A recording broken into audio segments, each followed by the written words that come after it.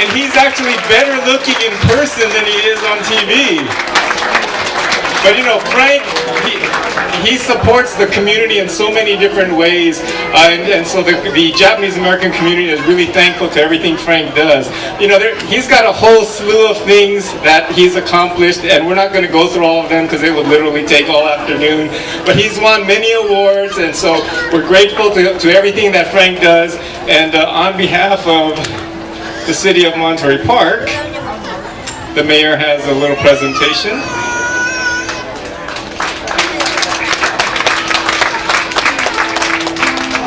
And on behalf of the Cherry Blossom Festival, there's Rodney Kageyama.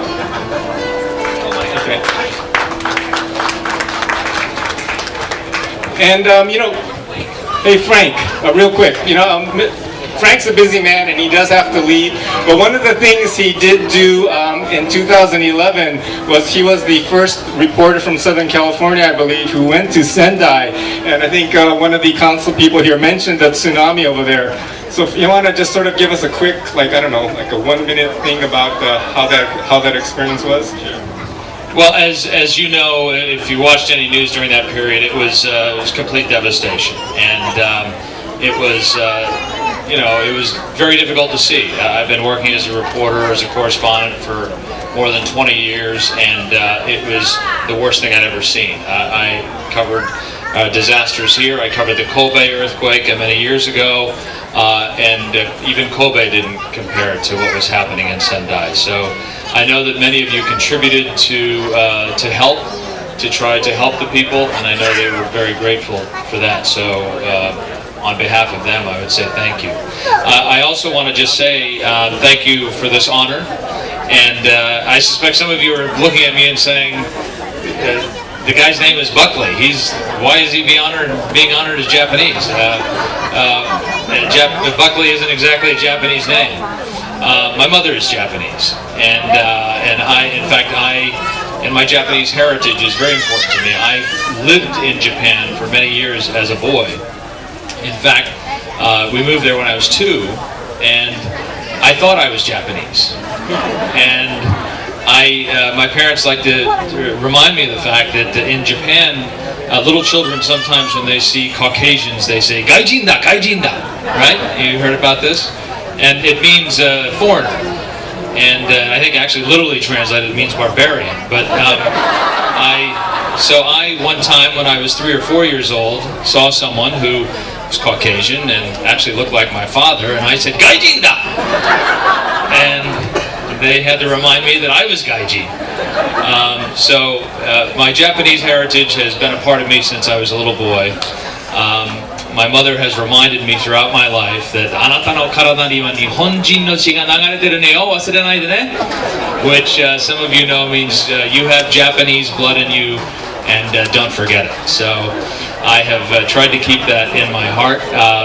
My 16-year-old son now is learning Japanese in his high school, and we all just got back from Japan 2 weeks ago as a family. And it was nice for especially my 16-year-old son to travel with my mother to Japan because my mother is my son's low-cost Japanese tutor. So for them to see Japan together was really a treat. And we saw the sakura in Japan, so that was very special. So anyway, thank you very much for this honor, and it's great to see you all. Thank you, Frank. And also, we have another person we want to honor this year. How many of you watch Channel 11? Okay, well, award-winning broadcast journalist Susan Hirosuna was born in Encino, raised in Simi Valley, and graduated from USC. So for you Bruins out there, don't hold that against her. But you know, she's worked for Channel 11 for a number of years. Again, like Frank, she's had many awards that she's been honored with. And so we're pleased to have Susan Hirosuna here, and Mayor Riel, Mayor Sebastian. And from Rodney Kageyama from the Cherry Blossom Festival.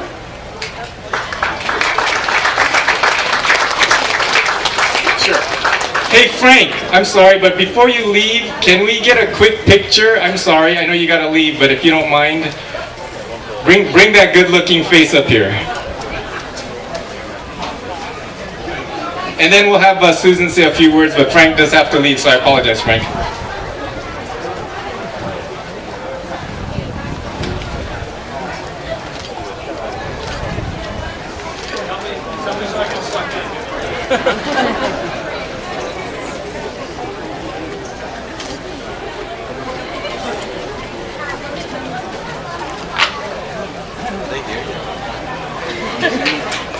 Okay, thank you. Thanks, Frank. Susan, sorry, if you don't mind coming up here. So again, she's won a number of awards, but I think one of the things that I'm curious about is, I know you're a foodie, and so maybe you can sort of give us a few tips or some maybe recommendations or anything you want to talk about with regards to food in LA. Wow, food in LA, that's a very broad subject. I could take a long time here. Oh, 30 seconds. All right, well, let's see. Yeah, I am a big foodie, that's true. I have been lucky to meet a lot of chefs and restaurateurs, and so I get invited to, taste the food before it's even out, before the restaurant's even open. So the most recent one I went to was Paiche. This is all the way in Marina Del Rey. First I thought, when they told me they were going to open there, I thought, who goes to Marina Del Rey for good food? But this place is, the chef is Ricardo Zarate, who also has Pica in LA, and Mochica, which is downtown LA. He's been one of the best new chefs by Food and Wine magazine. He's done very well. Anyway, so I was there at one of the, sort of opening parties, and it was quite good. So that's my little tip. And, to play off on what Frank just said, I went to Sendai the year after. So I was there for the 1 year anniversary. I was lucky enough to win a fellowship from the Foreign Press Center of Japan. And while I didn't see the immediate devastation, what I did see was the fact that a year later, while things were piled up in neat piles, there were still piles. So a year later, there's just so much debris that is still spread out. And areas of, because we went into northern Japan, closer to Tohoku, closer to, now I'm forgetting the area, but there are whole areas where the windows were blown out and the buildings were still standing and nothing had been done. So it was kind of interesting that it had been a full year and not a lot had been done. And then also to play off on something that Frank said, so he was reminded all the time that he was Japanese. I never had to be reminded of that. However, growing up in Southern California and getting very, very brown, more than one time when I was a kid, people would come up to me and say, "Ayúdame, por favor." So a lot of people thought that I was actually Latina. And when I was about 14, 15, I can't remember when, for a school trip, I went across the border to Mexico, Guadalajara, Mexico City, and my parents were convinced they were not going to let me back over the border. So they did. I'm just fine. But yeah, Southern California girl, born and reared and educated, and I'm proud to be here and proud to be a part of your cherry blossoms. I've got a hand for Susan Hirasuna. Please make sure to watch her on Channel 11. Today at 4. Today at 4, she will be on. Okay, so thank you again to the council people. I guess maybe we can sort of exit.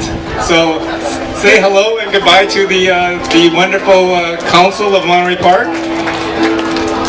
And they're singing Sakura, so.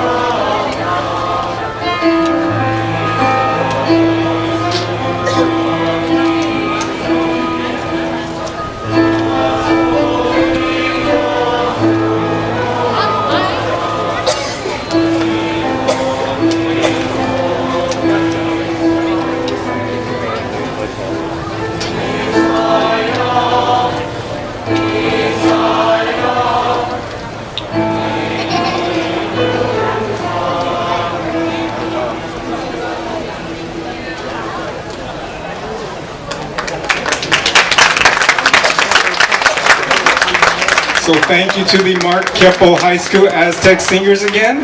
Appreciate it. With Mr. Tony Azeltine at the helm. Thank you, thank you. So we have a couple of more